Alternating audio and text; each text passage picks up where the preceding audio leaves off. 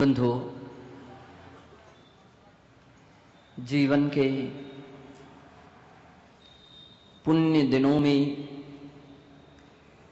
हम सभी का यह पुनीत क्षण पावन पुनीत बनाने वाली जिनवाणी के सानिध्य में गुजर रहे हैं।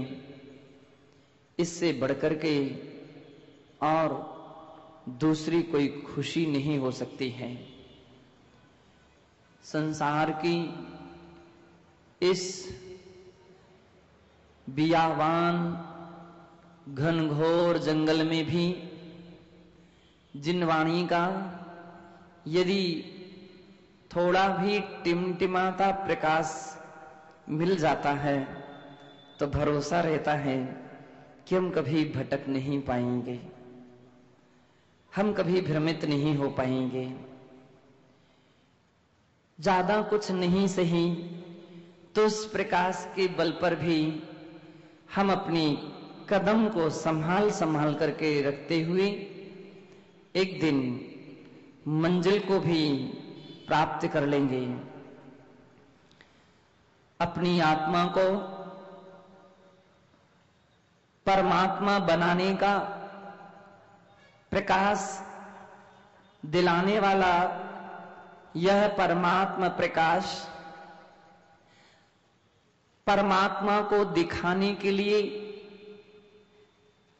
नई ज्योति देने वाला प्रकाश वो परमात्मा प्रकाश है, जिसकी केवल मंगलाचरण की गाथा में ही हम आज फिर अवगाहन करेंगे, फिर चलेंगे।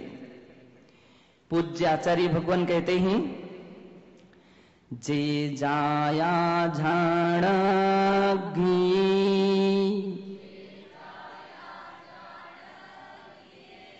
कम्मि कलंक डहेवी नित्य निरंजन नाणि में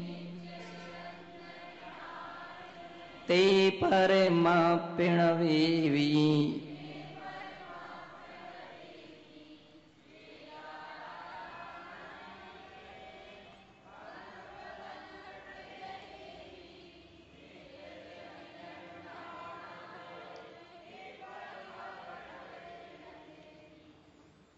जे जाया झाणगे कम कलंक डहेवी। लगभग 3 दिन से हमने ध्यान के विषय में समझने का प्रयत्न और प्रयास किया है। आर्त ध्यान, रौद्र ध्यान, ये दोनों संसार के कारण हैं, संसार में भ्रमण कराते हैं, संसार में सुख दुखों को प्राप्त कराते हैं और केवल सुख तो है ही नहीं, इसमें तो दुख ही दुख है। और ऐसे दुखों को प्रदान करने वाले, दुर्गतियों की ओर ले जाने वाले, दुर्ध्यान के लिए, खोटे ध्यान के लिए छोड़ना चाहिए, उनसे तिलांजलि उन्हें देना चाहिए, उनसे मुख मोड़ लेना चाहिए। पूज्य आचार्य भगवान यही तो बतलाते हैं कि इनके लिए कैसे भी हो इनको छोड़ने का प्रयत्न प्रयास करना चाहिए, क्योंकि अनादि के एक ऐसे संस्कार हमारी आत्मा पर हैं कि जिन्हें भगवान छोड़ने की बात करते हैं, जिन्हें जिनवाणी छोड़ने के लिए कहती है, सबसे अधिक लेकिन वे के वे ही होते हैं। सर्वाधिक मात्रा में आर्ता ध्यान में ही व्यक्ति जीता है और नए नए कर्मों को बांध करके भविष्य में भी दुखों की मात्रा को और बढ़ा लेता है। पूज्य आचार्य भगवान कहते हैं कि हमारे आचार्यों का, भगवंतों का महान उपकार है कि जिन्होंने यह सत्य बतला दिया कि आर्तक रौद्र ध्यान की पगडंडियों पर आप जाओगे तो मंजिल नहीं पा पाओगे, और दुर्गम स्थानों में पहुंच जाओगे, कष्ट और तकलीफों के पथ पर पहुंच जाओगे। कम से कम बहुत अच्छी बात रही कि यह ज्ञान हमारे आचार्यों ने दिया, तो हम उससे बचने का यथासंभव प्रयास करते हैं। और वे कहते हैं धर्म ध्यान और शुक्ल ध्यान की ओर कदम बढ़ाओगे तो सुख और शांति प्राप्त कर सकोगे, अपूर्व और असीम आनंद प्राप्त कर सकोगे। धर्म ध्यान के विषय में कल हमने देखा था, जो धर्म ध्यान 4 प्रकार से होता है, आज्ञा विचय, अपाय विचय, विपाक विचय और संस्थान विचय।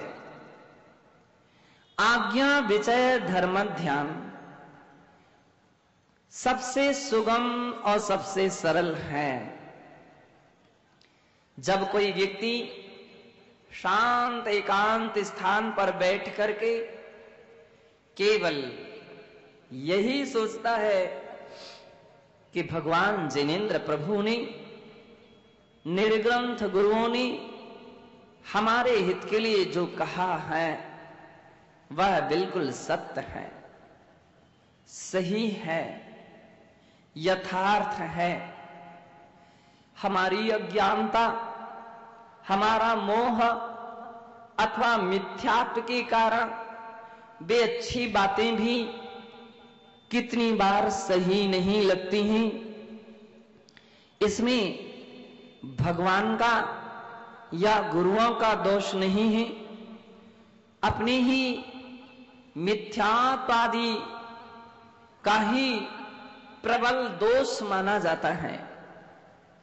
सिद्धांत चक्रवर्ती आचार्य भगवान श्री नेमी चंद्र मुनि महाराज गौमठ सार जीव कांड के अंदर में वे मिथ्यात्व का वर्णन करते हुए बतलाते हैं, नए धम्मम रोचेदिहु महुरम खुरसम जहा जरिदो। मिथ्या दृष्टि जीव को धर्म उसी प्रकार से रुचिकर नहीं होता जैसे पित्त ज्वर वाले व्यक्ति के लिए मीठा दूध रुचिकर नहीं होता है। जिसके लिए पित्त ज्वर हो, और आप जानते हैं कि पित्त ज्वर में मुख जो है उसका स्वाद बिगड़ जाता है और सारा मुख का स्वाद कड़वा कड़वा हो जाता है, और ऐसी अवस्था में दूध की पीने की भी इच्छा नहीं होती है, और यदि पीने का प्रयास किया भी जाए तो कैसा लगता है? कड़वा लगता है। छोटे बच्चे कहते दूध कड़वा लगता, दूध कड़वा है, ये दूध नहीं पीऊंगा, ये तो कड़वा है। सत्य ही है, दूध कड़वा नहीं है। अभी तो जो ज्वर के कारण से पित्त भड़क रहा है उसका स्वाद कड़वा है, वह कड़वा है, और वह कड़वाहट अपने मुख में होने से दूध पीते हैं तो कड़वा नजर आता है, कड़वा लगता है। किन्हीं आचार्यों ने पीलिया कामला रोग का उदाहरण दिया है। कामला रोग, जिसे अपनी भाषा में पीलिया रोग कहते हैं, जब किसी के लिए पीलिया रोग हो जाता है तो उसके लिए सारी वस्तुएं पीली पीली नजर आने लगती हैं, सफेद वस्तु भी उसके लिए पीली पीली दिखती है। और वह कई बार कह देता है कि कपड़ा खरीदने के लिए जाए, नहीं ये नहीं चाहिए, क्यों, इसमें तो पीलापन है, कुछ सही वाला अच्छा सफेद कपड़ा लाइए। अब वो दुकानदार अच्छी से अच्छी क्वालिटी का कपड़ा, अच्छी से अच्छी कंपनी का भी कपड़ा दिखाता है, लेकिन फिर भी उस पीलिया रोगी के लिए वो पीला ही नजर आता है, पीला ही नजर आता है, जबकि कपड़ा पीला नहीं है। कपड़ा तो एकदम स्वच्छ है, सफेद है। अब जो पीलापन उसके लिए नजर आ रहा, ये उसकी पीलिया रोग का असर है, उसका असर है, उसका प्रभाव है। कोई व्यक्ति लाल चश्मा लगा ले, लाल कांच का, तो उसके लिए हर वस्तु लाल लाल दिखने लगती है। वो सफेद भी देखे तो भी लाल दिखती है। प्राय हर वस्तु लाल कलर प्रधान रूप से दिखने लगती है। बंधो, अब इसमें वस्तु का दोष नहीं, सत्य तो यह है उसका चश्मे के कांच का दोष है। अब वो चश्मा निकाले, अलग करे, तब कहीं वस्तु यथार्थ रूप में दिखे, पीलिया रोग ठीक हो तो सफेद सफेद रूप में नजर आए।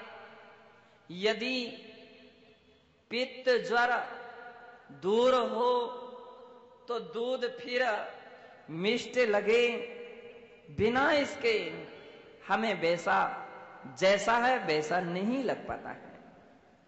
पूज्य आचार्य भगवान कहते हैं, मिथ्यात्व का एक तीव्र उदय जब होता है तो ऐसे रूप में उदय होता है कि भगवान ने जो कहा, आचार्यों ने जो कहा, वो हमारे लिए अच्छा नहीं लगता है, अच्छा नहीं लगता है। और संसार की बातें जो कल्याणकारी नहीं है, हितकर नहीं है, वे बातें बहुत अच्छी लगने लगती हैं, वो बहुत अच्छी लगने लगती हैं।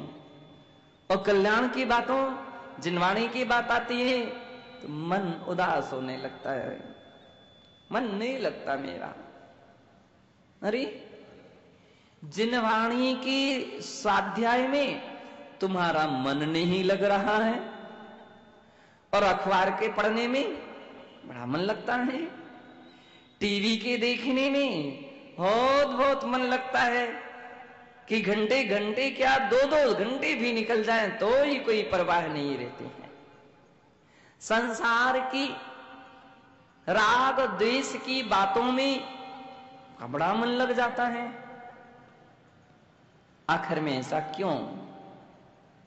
तो पूज्य आचार्य कहते हैं, मिथ्यात्व का प्रभाव। मिथ्यात्व अतत्व में रुचि लाता है और तत्व में अरुचि उत्पन्न करता है। अतत्व में रुचि और तत्व में अरुचि उत्पन्न करता है। तत्व यानी धर्म, जो धर्म में नहीं है, अधर्म में रुचि, अधर्म में अरुचि। इसलिए कहा गया, मिथ्या दृष्टि जीव को धार्मिक कथा न सुहाय, के ऊंगे के लड़ परे, के उठ घर को जाए। किसी विद्वान ने लिखा है, अच्छी बात लिखी है, मिथ्या दृष्टि जीव को धार्मिक कथा नहीं सुहाती है। यदि ऐसा दिन अपना जीवन में आ जाए, ऐसा क्षण आ जाए कि धर्म में रुचि ना हो, धर्म में मन ना लगे, धर्म के सुनने में खुशी ना हो, आनंद ना हो, अभिलाषा उसके विषय में ना हो, तो समझ लीजिए केवल एक मिथ्यात्व कर्म का उदय व्यक्ति के लिए चल रहा है, इसलिए उसको धर्म अच्छा नहीं लग रहा है। दूध अच्छा क्यों नहीं लग रहा? क्योंकि पित्त ज्वर है। धर्म अच्छा क्यों नहीं लग रहा है? क्योंकि मिथ्यात्व का उदय है। वस्तु पीली क्यों दिख रही है? क्योंकि पीलिया रोग है। देव शास्त्र गुरु खराब क्यों दिखते हैं? पीलिया रोग है। पीलिया रोग है यानी मिथ्यात्व का उदय है, तो ऐसा नजर आता है। इसलिए जैनाचार्यों ने कहा, सम्यक्त की परिभाषा लिखते हुए कहा, तत्रुचि सम्मतम। आचार्य श्री जयसेन मुनिराज समय सार की तात्पर्य वृत्ति में तत्रुचि सम्यक्तम ऐसा कहते हैं। तत्व में रुचि हो, जब कभी आपकी रुचि धर्म के विषय में होने लग जाए और बाकी कार्यों में अरुचि उत्पन्न होने लग जाए, समझ लीजिए ये सम्यक्त दर्शन का प्रभाव है, सम्यक दर्शन का प्रभाव है।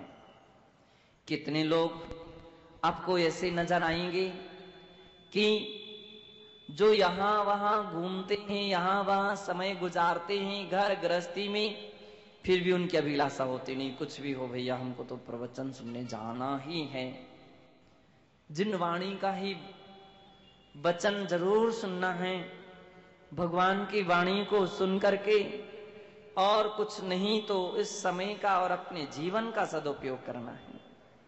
हो सकता है वो आ नहीं पा रहे हैं, संभव है भी आ नहीं पा रहे हैं, लेकिन वो सोच में है, प्रयास में है, प्रयत्न में है कि मैं कब पहुंचूं, कैसे पहुंचूं, और उनके लिए कोई काम ऐसे आ जाते कि नहीं आ पा रहे हैं, लेकिन उनकी अभिलाषा पूज्याचार्य कहते हैं। अब वो कोई भी काम करते हैं, लेकिन एक ही बात, काश मैं यदि वहां होता तो मैं उस जिनवाणी को सुनता, जिनवाणी को सुनता, क्या पता आज कौन सी बात अच्छी निकलती। ओ मैं चूक गया। जैसे कोई ग्राहक किसी दुकान से बाहर चला जाए, दूसरी दुकान पर पहुंच जाए, तो दुकानदार के लिए बड़ा खराब लगता है कि मेरा ग्राहक कैसे चला गया। एक दिन भी अगर अपना मिस हो जाता है, केवल एक दिन, एक क्षण, तो तत्वज्ञानी के लिए, सम्यक दृष्टि के लिए बहुत बुरा लगता है कि ये तो मैंने बहुत अच्छा नहीं किया है, ये तो उतने लाभ से मैं वंचित रह गया, उतने लाभ से वंचित रह गया। कितनी अभिलाषा होती है सम्यक दर्शन के उत्पन्न हो जाने पर। यूं तो सभी लोग कह देते हम सम्यक दृष्टि, हम सम्यक दृष्टि, हम सम्यक दृष्टि, लेकिन हम सम्यक दर्शन के लक्षण पर, उस कसौटी पर तो कसें और देखें कि आप कैसे और कितने सम्यक दृष्टि हैं, कितनी आपको अभिरुचि है। तत्व रुचि सम्मतम, तत्व में जो अभिरुचि उत्पन्न हो रही है, लालसा है, अभिलाषा उत्पन्न हो रही है, बंदो ये केवल सम्यक दर्शन उत्पन्न कराता है। कितनी बार ऐसी होती, लोगों की बड़ी तमन्ना रहती है। हम छोटे छोटे बच्चों के लिए देखते हैं, हो सकता है वो सम्यक दृष्टि हो ना हो, लेकिन सम्यक दर्शन के सन्मुख तो जरूर होते हैं। जब वो अपनी माँ, अपनी मम्मी, अपने पापा, अपने भैया, अपनी दीदी से आग्रह करते, नहीं नहीं मुझे तो मंदिर ले चलिए, मैं तो मंदिर चलूंगा, मैं मंदिर चलूंगा, मैं महाराज के पास जाऊंगा, नहीं आपको तो ले चलना पड़ेगा, मैं भोजन नहीं करूंगा, मैं कहीं कुछ काम नहीं करूंगा, मुझे तो ले चलना पड़ेगा। बंधु, अब बतलाओ सही, आखिर में उसके अंदर में ऐसी कौन सी शक्ति काम कर रही है? कौन सी शक्ति काम कर रही है? क्या उसके अंदर में अभी इतना कोई ज्ञान हुआ है? कुछ भी नहीं, लेकिन जो रुचि उत्पन्न हो रही है और अच्छे कार्यों में हो रही है। हम भी दर्शन करेंगे, हम भी अभिषेक करेंगे, हम भी पूजा करेंगे, हम भी स्वाध्याय करेंगे, जाप करेंगे, हम भी भैयाव्रती करेंगे। कभी कुछ ऐसे बच्चों को जब हम देखते हैं तो लगता है कि हाँ, उसके अंदर में भी सम्यक दर्शन तो जग गया है, अथवा नहीं भी उत्पन्न हो सका हो तो निश्चित है वो सम्यक दर्शन को कुछ ही समय में प्राप्त कर लेगा। सारे खेल छोड़ करके आ जाता है, टीवी छोड़ करके आ जाता है।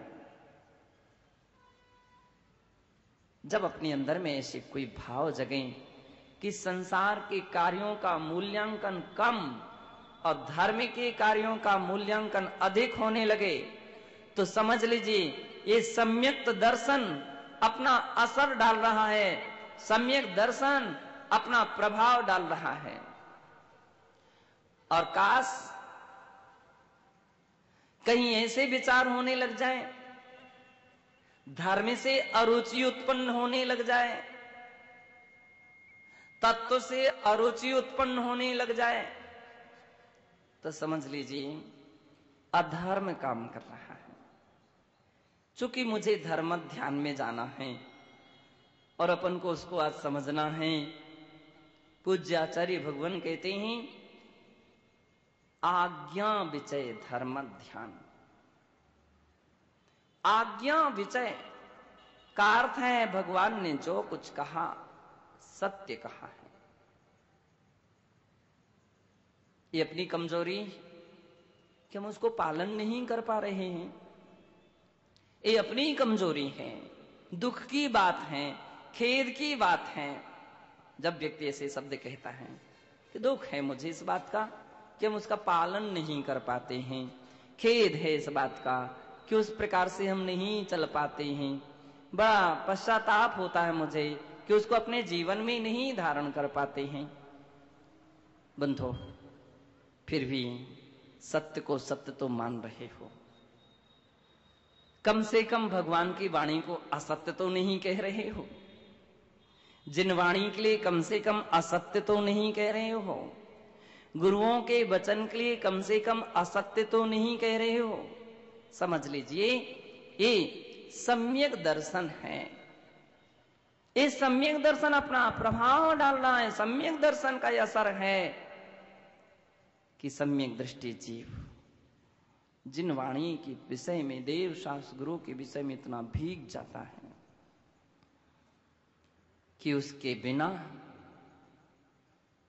अपना जीवन का कोई मूल्यांकन नहीं समझता है, और भली ना पालन कर पाए तो भी अपनी एक कमी महसूस करता है, हमारी कमी है, हमारी गलती है। भगवान की जिनवाणी की और गुरुओं के विषय में उनकी गलती नहीं कहता, उनकी ओर ऐसा गलत दृष्टि नहीं डालता है। जो कहा वो सत्य है, उनका कहना बिल्कुल सत्य है, उनका कहना बिल्कुल सत्य है। और हम तो ये कहेंगे कि उन्होंने ऐसा कहते ही रहना चाहिए। सत्य हमें कड़वा लगता है, सत्य चुभता है, लेकिन फिर भी भगवान आप कहते रहिए, एक ना एक दिन वह असत्य जो हमारे अंदर में बैठा है, जो हमारे अंदर में नमक की डली दबी हुई है, वह निकलेगी और धर्म का स्वाद आएगा ही। कहीं आपने कहना बंद कर दिया तो नमक की डली निकल ही नहीं सकेगी। कहीं आपने समझाना बंद कर दिया या हमने समझना बंद कर दिया तो कल्याण केवल पुस्तकों में रह जाएगा, शब्दों में रह जाएगा, कल्याण नहीं हो सकेगा। बड़ी कृपा है गुरुओं की, और हम कहते हैं कि हे गुरुदेव, तब तक कहते रहिए मुझे जब तक वे गलतियां ना निकल जाएं। ऐसी चोट हमारे हृदय में लगना चाहिए कि वे गलतियों से हम मुख मोड़ लें, क्योंकि जब तक गलती है तब तक ही बुरी लग रही है बात, और वह गलती निकल जाएगी तो फिर सारी बातें अमृत की तरह, और अमृत ही क्या, अमृत से भी महा अधिक, उससे भी कीमती नजर आने लग जाएंगी। एक एक बाप के जिनवाणी का हृदय के लिए आनंद विभोर कर देगा। फिर लगेगा कितनी असीम सुख और शांति को हम केवल छोटी छोटी बातों में भूल रहे थे, छोड़ रहे थे। कांच के मूल्य में रत्न बेच रहे थे, कांच के लिए रत्न बेच रहे थे, राख के लिए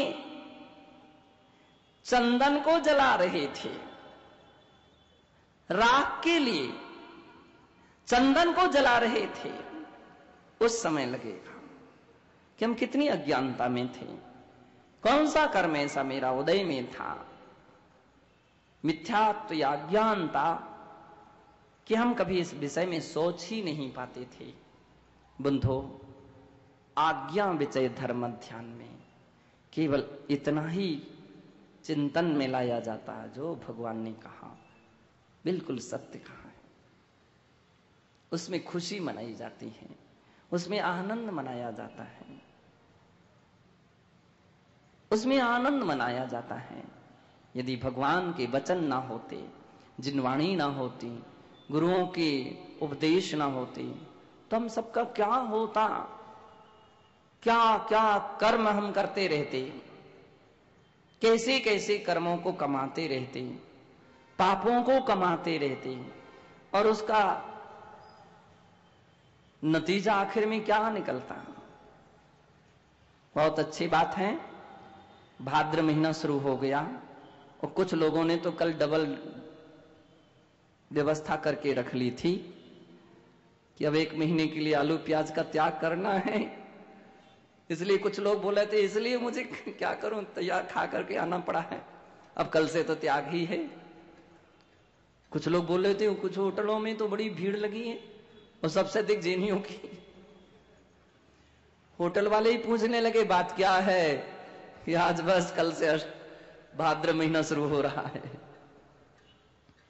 अच्छी बात है, खा पी करके भी कम से कम तुमने त्याग का पथ तो अपना लिया, त्याग का पथ अपना लिया है। कम से कम ये भाव तो आ गए हैं। उन लोगों से तो बहुत अच्छे हैं जिनके भाद्र महीना शुरू होने पर भी त्याग की भावना नहीं हुई है, जिनकी फिर भी भाव उत्पन्न नहीं हुए हैं। मुस्लिम लोग तो 1 महीने तक का रोजा रख करके लंबी चौड़ी नमाज अदा कर लिया। अब 1 महीने का आपका भी भाद्र महीना 16 कारण पर्व शुरू हो गए हैं। इस सत्य के लिए स्वीकार किया है कि भगवान ने जो कुछ कहा वो सत्य कहा है, सही कहा है, आज्ञा विचय धर्म ध्यान है। दूसरा होता है अपाय विचय धर्म ध्यान। अपाय विचय भी बहुत सरल है बंधो, चूंकि हम कभी विचार नहीं करते, अध्ययन नहीं करते, तो समझ में नहीं आ पाता। अपाय विचय का अर्थ है जिस पथ पर बढ़ना चाहिए उस पर नहीं बढ़ पा रहे हो तो कम से कम पश्चाताप तो कर लो।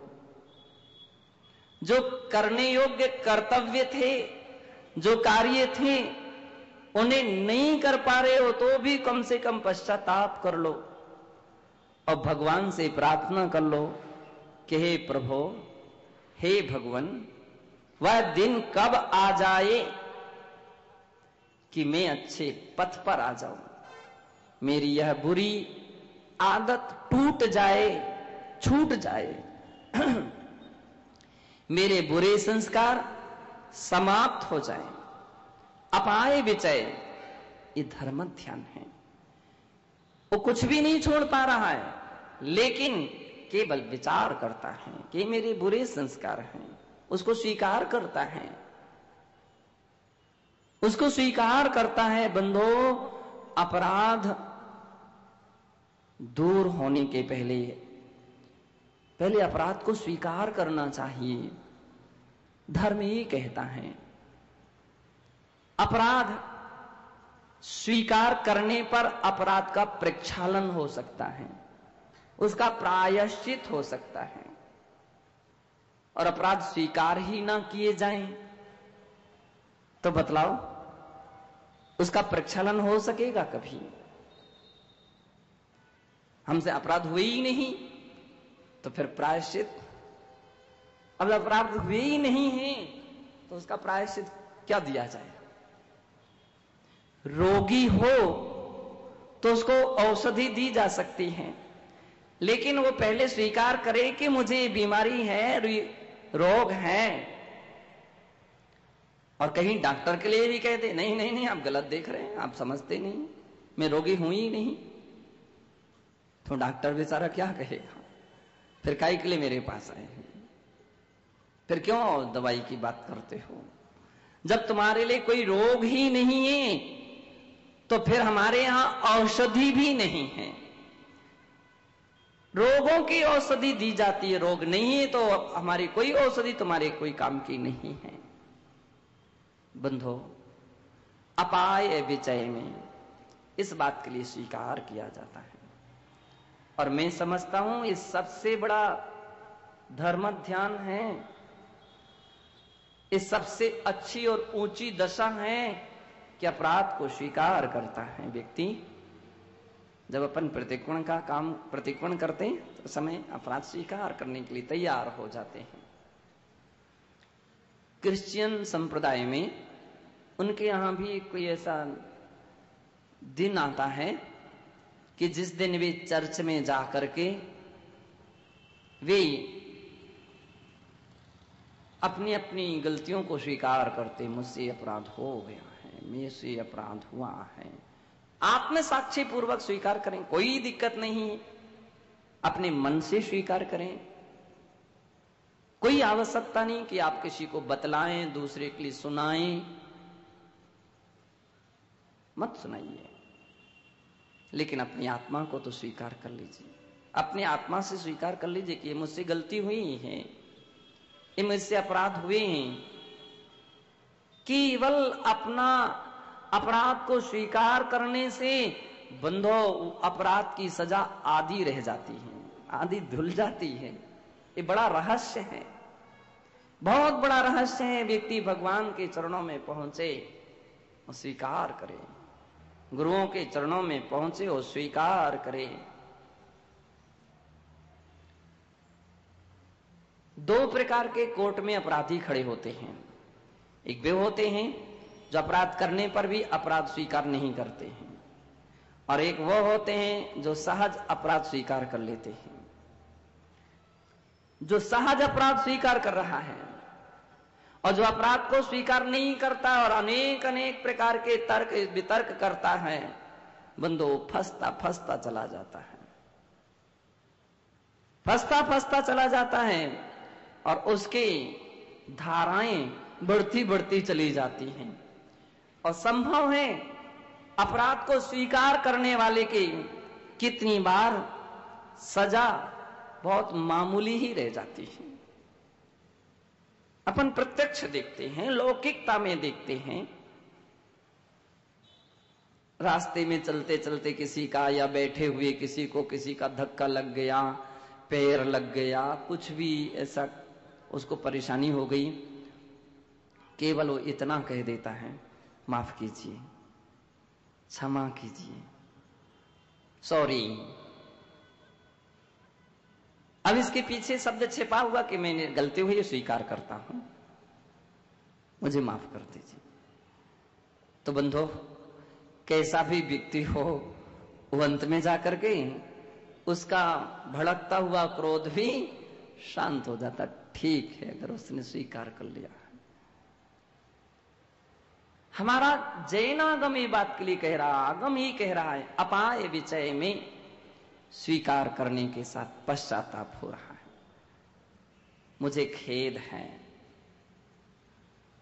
किसी से कोई गलती हो जाए और उसके विषय में कहे मुझे खेद है, मुझे इस बात का दुख है कि मेरे कारण आपको तकलीफ हुई है।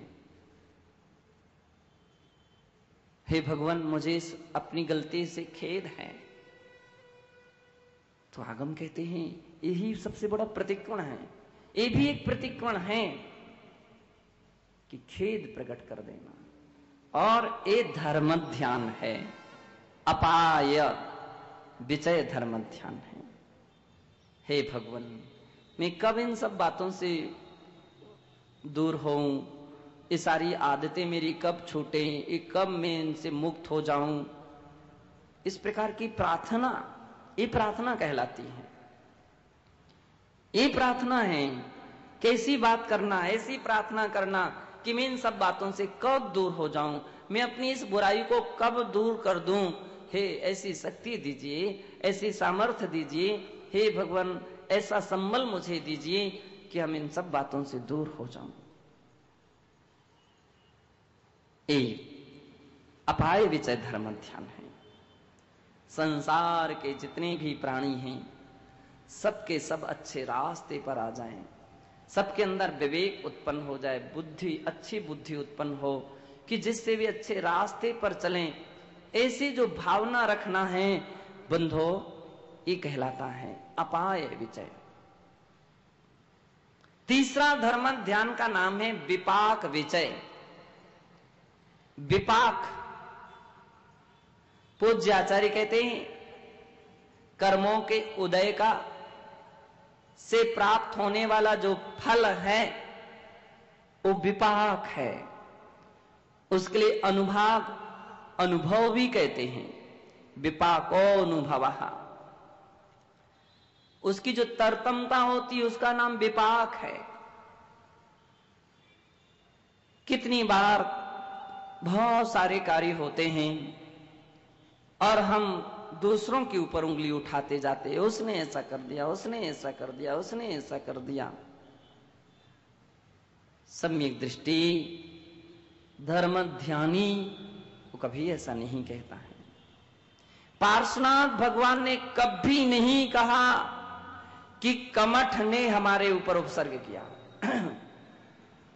कमठ ने मुझे तकलीफ दी, कमठ ने मुझे पीड़ा दी, कमठ ने मुझे इतने भाव तक सताया, कभी नहीं कहा। आप देख लीजिए पार्श्वनाथ पुराण खोल करके, कभी नहीं कहा है। ऐसा नहीं कि लिखी बात नहीं गई, ऐसी बातें नहीं लिखी हैं, कहीं तो होंगी। आप भगवान के समोसरण में पहुंच जाइए और केवली भगवान से पूछिए। भगवान कहते मेरे ज्ञान में सब कुछ दिख रहा है, जितनी भूतकाल की पर्याय उनकी निकली हैं, कहीं भी ऐसी कोई पर्याय नहीं रही जिसमें उन्होंने इस प्रकार की बात कही हो। कभी नहीं कहा किसने मुझे ऐसा किया है, अपितु मेरे कर्मों का उदय है, मेरे कर्मों का उदय है। अनंत भावों में मैंने कर्म बांधे थे और वे उदय में आ रहे हैं। कमठ आखिर में मेरा क्यों कुछ बिगाड़ेगा, और उसके बिगाड़ने से मेरा क्यों कुछ बिगड़ेगा। यदि मेरे कर्म ना होते तो कमठ कुछ भी नहीं कर पाता। बंधो, सीता जी ने कभी राम के विषय में नहीं कहा कि राम ने मुझे किसी के कहने पर निकाल दिया और फिर भी अग्नि परीक्षा ले रहे हैं, अग्नि में कूदने की बात कह रहे हैं। कभी नहीं कहा। अभी तो मेरे कर्मों का उदय है, जो पूर्व में किए थे जो जीव पूर्व में जैसे कर्म करता है उनके फलों को तो सबको भोगना ही पड़ता है। हमने ऐसे ही कुछ कर्म किए थे तो उसको भोगना पड़ रहा है, इसमें किसी का और कोई दोष नहीं है। बंधो, ऐसे विचार तभी आ सकते हैं जबकि व्यक्ति के अंदर में सम्यक दर्शन हो, सम्यक ज्ञान विवेक हो, धर्म ध्यान में लीन हो, तो ऐसे विचार आते हैं।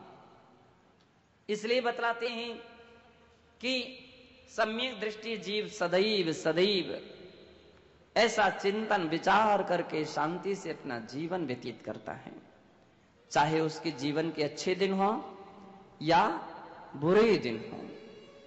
और मिथ्या दृष्टि जीव निरंतर रेणसार कहता है, कलह वाद विवाद इसमें अपना सारा समय बर्बाद कर देता है। हम विपाक विचय का धर्म ध्यान करें। इसने ऐसा कर दिया इसलिए ऐसा हो गया, मेरा काम इसलिए बिगड़ गया। अरे भैया, कोई नहीं बिगाड़ेगा तुम्हारा काम, कोई नहीं बिगाड़ सकता है। बिगाड़ता है तो केवल तुम्हारे कर्म ही बिगाड़ते हैं, दुख देते हैं केवल तुम्हारे कर्म ही दुख देते हैं, तकलीफ देते हैं केवल तुम्हारे कर्म ही तकलीफ देते हैं। बस ये बात जैसे ये व्यक्ति के दिमाग में आ जाती है, पूज्याचार्य कहते उसका नाम है विपाक विचय धर्म ध्यान। विपाक विचय धर्म ध्यान। 5 पांडवों के ऊपर लोहे के अग्नि से गरम गरम कर करके आभूषण पहनाए जा रहे थे, गरम गरम आभूषण पहनाए जा रहे थे। बंधो, क्या उस समय की अनुभूति हो गई।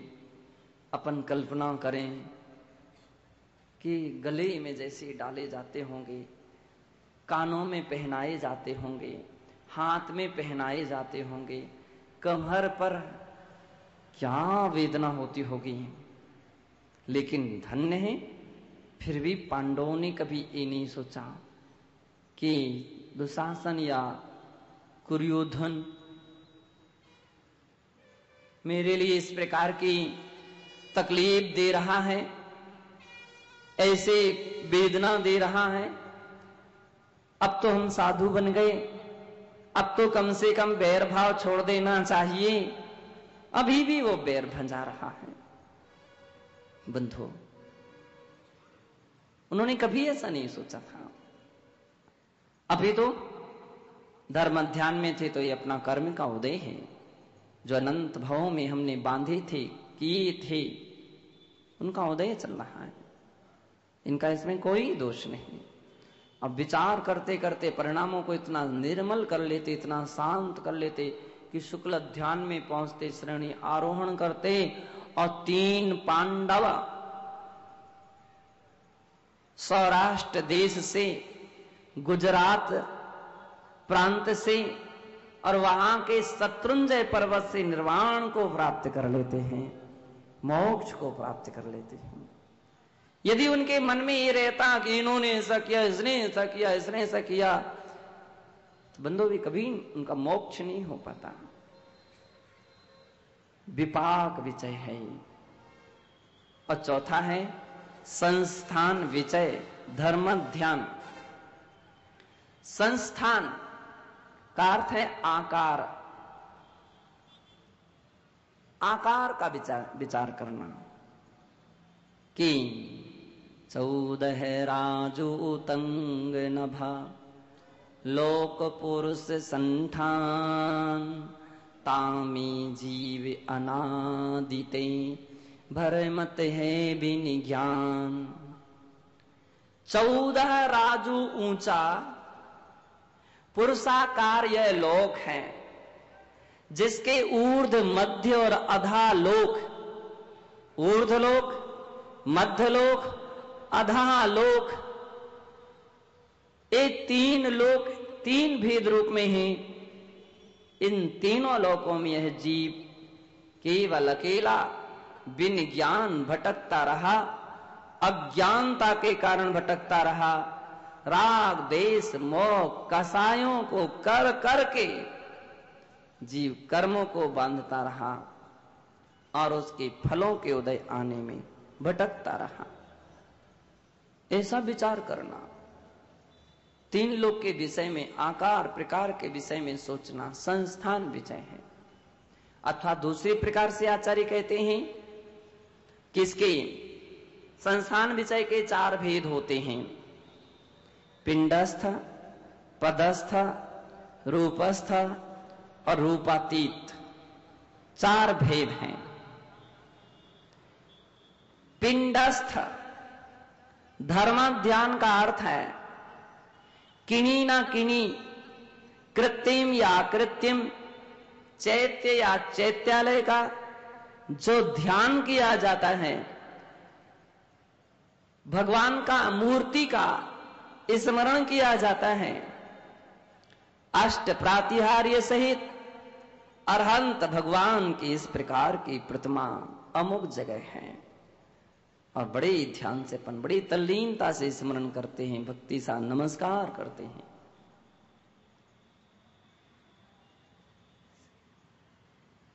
पंचाचार के पालन करने वाले रत्नत्रयधारी और पंचाचारों का अन्य लोगों को पालन कराने वाले आचार्य परमेष्ठी अमुक अमुक अमुक हैं, उनका ध्यान करना। 25 मूल गुणों को धारण करने वाले, स्वयं पढ़ते ही आगम को दूसरे शिष्यों को पढ़ाने वाले उन उपाध्यायों का ध्यान करना। रत्नत्रय के पालन करता, जो कि विषयासा वसातीता निरारंभो परिग्रह ज्ञान ध्यान तपरुक्ता तपस्वी सा प्रशस्यते, उनकी स्मरण करना, उनके विचार में लाना, ध्यान में लाना, मन से उनका स्मरण करना, बंधु ये सब पिंडस्थ धर्म ध्यान है। तीर्थ क्षेत्रों को भी स्मरण किया जाता है, सारी की सारी बातें पिंडस्थ धर्म ध्यान है। पदस्थ धर्म ध्यान के विषय में आचार्य सिद्धांत देव नेमिचंद्र महाराज द्रव्य संग्रह में कहते हैं, 35 16 56 सदुग भेगम च जवज्झाई परमेठे वाचयाणम अण्डम च गुरु वैसीणै। 35 अक्षरी मंत्र क्या है? णमो अरिहंताणम, णमो सिद्धाणम, णमो आयरियाणम, णमो उवज्झायाणम, णमो लोये सौवे साहूणम। कितने अक्षर हो गए? 35 अक्षर। 35 अक्षरी मंत्र की जाप करना, ये पदस्थ ध्यान है। 35 दूसरा का सोल, सोल यानी 16 अक्षरों का मंत्र का जाप करना। और 16 अक्षर कौन से हो गए? अर्ह सिद्धाचार्योपाध्याय सर्व साधुभ्यो नमः। ए 16 अक्षरों का मंत्र करना, इसकी जाप करना। परमेष्ठी वाचयाणम, ये ध्यान रखना, ये शब्द सभी के साथ जोड़ना, कोई भी 16 अक्षर नहीं। परमेष्ठी वाचक 16 अक्षरों का ध्यान करना। ए 16 अक्षरों का ध्यान है, ये भी पदस्थ ध्यान है। 35 16 6 और 6 अक्षरों का ध्यान। हम खोजो 6 अक्षरों का ध्यान। णमो अरिहंताणम, 6 अक्षर हो गए। अरिहंताणम के 4, णमो के 2, तो कितने हो गए? 6 अक्षर, 6 अक्षरों का ध्यान करना। पूरी जाप नहीं कर सकते तो नमो रिहंताड़म, नमो रिहंताड़म, नमो रिहंताड़म, नमो सिद्धाणम और सिद्धाणम, नमो सिद्धाणम। ये भी कितने अक्षर हो गए?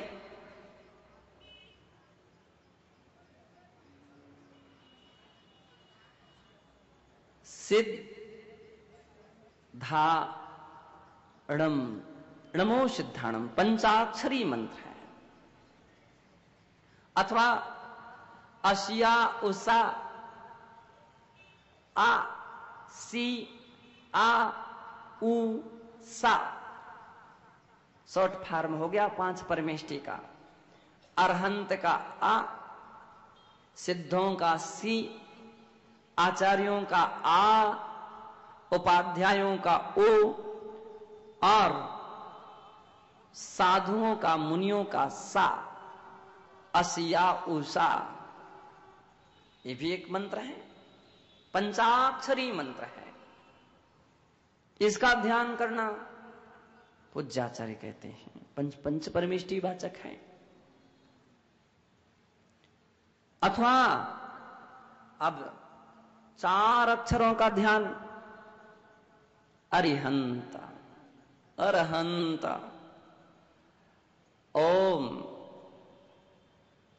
सिद्धाय, ऐसा करना।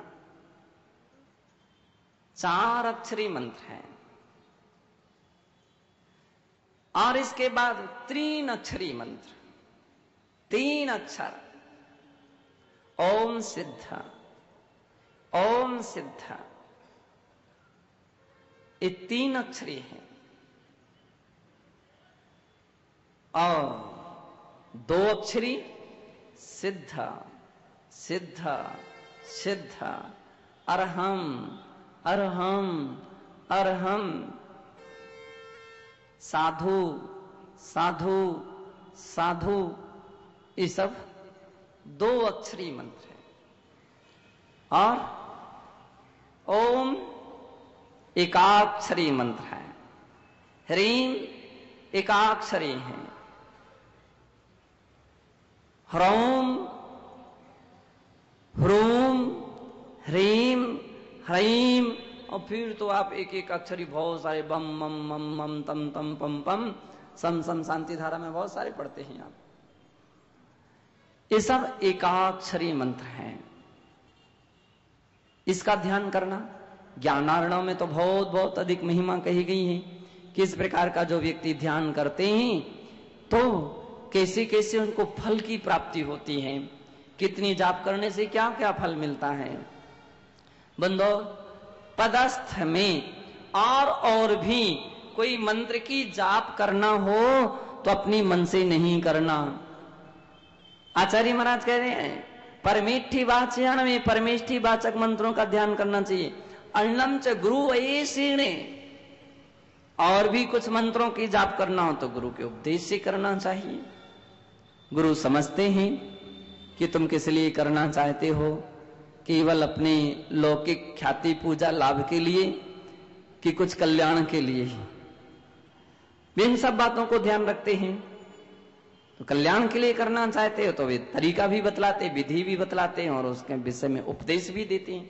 आप ऐसी भी जाप करना चाहिए, ऐसे भी करना चाहिए, ऐसे भी। और जिसकी लौकिक प्रयोजन रहते हैं, लौकिक कार्यों के लिए तो मौन रहता है उनका, निषेधाज्ञा रहती, नहीं ये नहीं कर सकते हो। जैसा आगम की वाक्य है, यह पदस्थ, और तीसरा है रूपस्थ। रूपस्थ यानी साक्षात अनंत भगवान के स्वरूप का चिंतन करते हुए। अठ महापाड़े रसहियाणम रसंजुत्ताणम अरहंताणम, 8 प्रात्यार्यों से जो सहित होते हैं वे अरहंत होते हैं।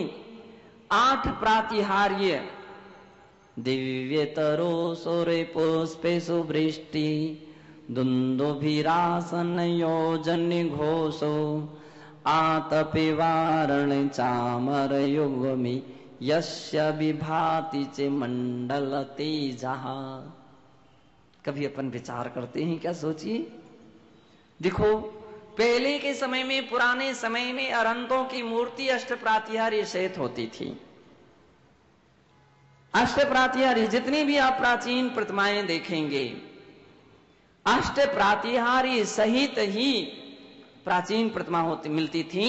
तो लोहे पणलत्ती में अरहंतों का और सिद्धों का लक्षण आया, तो जो अष्टप्रातिहार्य सहित प्रतिमा होती वो अरहंत प्रतिमा है।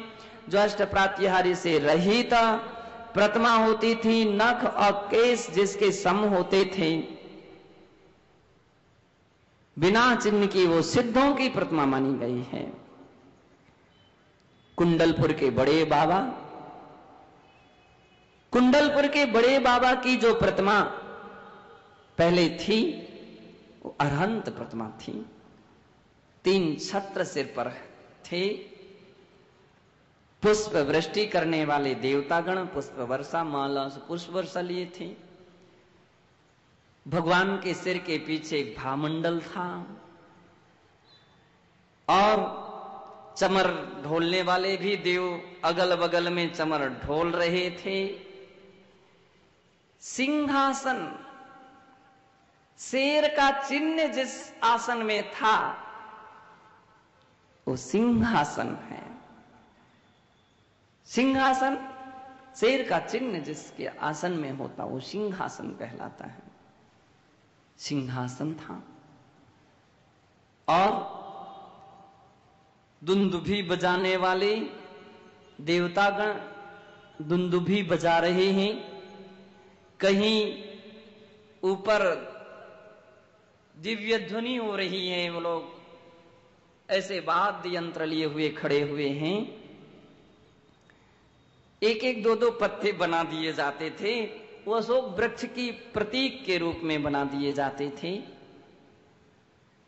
तो ये अष्टप्रातिहार्य सहित प्रतिमाएं जहां जहां देखने में आता है बंधुओं, वे सभी अरहंत प्रतिमाएं हैं। और अब तो प्रतिमा का ही नहीं, रूपस्थ में तो साक्षात अरहंत का ध्यान करना, ऐसे सबौ शरण में विराजमान वे करोड़ों सूर्यों से भी अधिक तेजवान, करोड़ों सूर्यों से भी अधिक तेजवंत जिनका रूप है। और इस प्रकार के अष्ट प्रातिहार्यों से सहित दिव्य तरु अशोक वृक्ष, जिस वृक्ष के नीचे ध्यान करके उन्हें केवल ज्ञान हुआ है, वह वृक्ष ही देवता गण यानी कुबेर रत्नों का तैयार करता है। उसका नाम अशोक वृक्ष रखा जाता है। कोई भी वृक्ष हो, आदिनाथ भगवान के लिए कौन से वृक्ष के नीचे केवल ज्ञान हुआ? कोई बतलाएगा? कौन से वृक्ष के नीचे? बट वृक्ष के नीचे। किस वृक्ष के नीचे? बट, बड़का वृक्ष के नीचे उनको केवल ज्ञान हुआ। बंधो, वह उनका अशोक वृक्ष, उसी आकार प्रकार का रत्नों का कुबेर ने समोसरण में वृक्ष बनाया। नेमिनाथ भगवान के लिए गुजरात वाले बतला देंगे जल्दी। नेमिनाथ भगवान के लिए, नेमिनाथ भगवान का अशोक वृक्ष जो था वो किस आकार में था? उन्हें केवल ज्ञान कैसे हुआ? कौन से वृक्ष के नीचे ध्यान करते हुए हुआ? बतलाएंगे कोई? आम्र। कौन सा वृक्ष? आम्र वृक्ष। शेषावन है ना, आम के सारे वृक्ष। आम्र वन के नीचे उनको केवल ज्ञान हुआ। कुबेर ने उनके समोसरण में आम के वृक्ष की वैसी रत्नमयी रचना की थी, जिसके नीचे आकर के व्यक्तियों के सारे शोक समाप्त हो जाते हैं, उसका नाम है अशोक। क्या नाम है? अस्ते अस्तम गतम शोकः यस्य सः अशोकः। जिसका शोक समाप्त हो गया है, कोई शोक नहीं रहा, उसके नीचे पहुंचने से व्यक्ति कोई शोक नहीं लेता, अशोक वृक्ष उसका नाम कहा जाता। दिव्य तरु सुर पुष्प सुवृष्टि, और देवतागण पुष्प वर्षा करते हैं। और कैसे पुष्पों की? 6 ऋतुओं के एक साथ पुष्प की वर्षा करते हैं।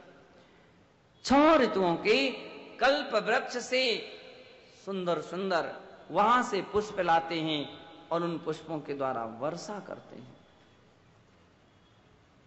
पुष्प वृष्टि। और दिव्य तरु सुर पुष्प सुवृष्टि दुंदुभिरासन योजन घोषो। 1 योजन तक जिसकी आवाज पहुंची थी, ऐसी जहां पर दुंदुभी नगाड़े अथवा 12.5 करोड़ वाद्य यंत्र जहां पर बज रहे थे, फिर भी किसी को डिस्टर्ब नहीं था। ऐसी दुंदुभी होती है, किसी को डिस्टर्ब नहीं करती, अब बाजी तो बजती हैं।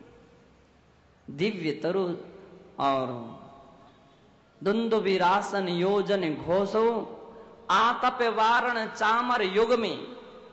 2 तरफ एक और आतप को वारण करने वाले 32 इंद्र एक तरफ खड़े होते हैं, अब 32 दूसरी तरफ खड़े होते हैं। कितने हो गए? 64 चमर, ऐसे जहां पर देवतागण निरंतर ढोलते रहते हैं। 64 चमर, ध्यान करो तो देखो कैसे 64 चमर ढोले जा रहे हैं। और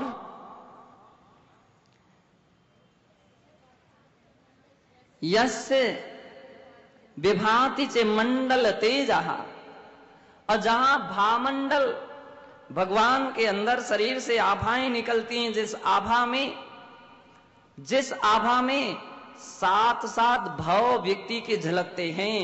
आपको पूछने की कोई आवश्यकता नहीं, दर्पण की तरह झलकते हैं। आप वहां जाते ही देखने लग जाओगे तो अपने में पहले क्या था उसके पहले, और आज भी क्या हूं, फिर भविष्य में क्या होऊंगा, इसके बाद फिर क्या होऊंगा, सब दिखेगा। इस प्रकार की अवस्थाएं जिनके भामंडल में झलकती हैं। आज भी अपने यहां भामंडल के साथ साथ उसके बीच में कांच लगा दिया जाता है। कांच क्यों लगाया जाता है? कितनी जगह दर्पण ही रख दिया जाता है।